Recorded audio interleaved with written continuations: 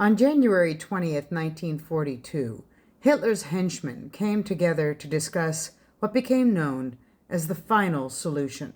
This conference, known as the Wannsee Conference, had the gathering of the upper echelons of Nazi leadership coming together in order to outline with high-level precision the plan for the deportation to extermination, the methods of killing, the coordination between all of the different agencies that would be required, the seizure of Jewish property, the euphemistic language that should be used in order to disguise and deceive not only the victims, but the world, and the categorization of Jews that would be necessary in order to organize them to those who should be selected for the transports, those who should be selected for work, those who should be selected for the gas.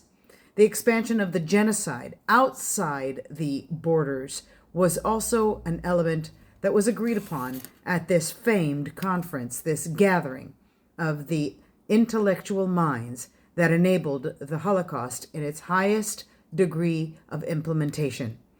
The massacre and extermination, the annihilation by gas of millions of Jews. Yes, there were others, but as Elie Wiesel has always reminded us, not all victims were Jews, but all Jews were victims.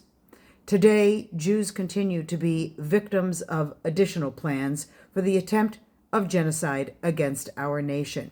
We see that once again, conferences are being gathered in academic spheres, social, economic arenas, and especially even those who negotiate terrible deals on behalf of terror organization.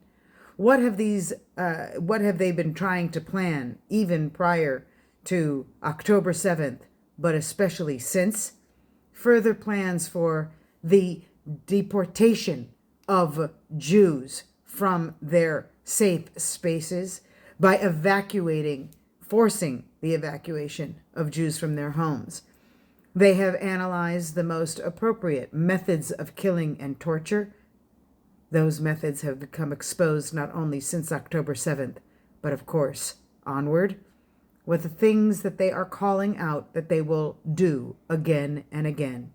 The coordination among the different agencies, such as the Red Cross and the United Nations, UNRWA, and those other international humanitarian organizations who continue to support Hamas and their terror network. The seizure of Jewish property. Well, we know what has taken place on October 7th, but we also know about the illegal building on settlement areas that are still under dispute because they are rightfully the land of the Jews, but unfortunately fall between different borders that were established by different international agreements. Other attempts to slice up Jewish rights by various conferences, much like those of the Nazis, and in every arena, in every generation where they have tried to deny Jewish rights and bring about the extermination and annihilation of Jews. The euphemistic language that was once used by the Nazis is now commonplace and all over the social media streams, the mainstream media, and especially amongst common conversation. The language of the genocide in Gaza, the complete lie and fabrications that have come out in each of their attempts to claim that Jews are baby killers. These are not new elements of language, but they're being applied in new and incredibly dangerous ways. The categorization of Jews also continues by trying to label those who are Zionists and targeting them as if they are therefore legitimate.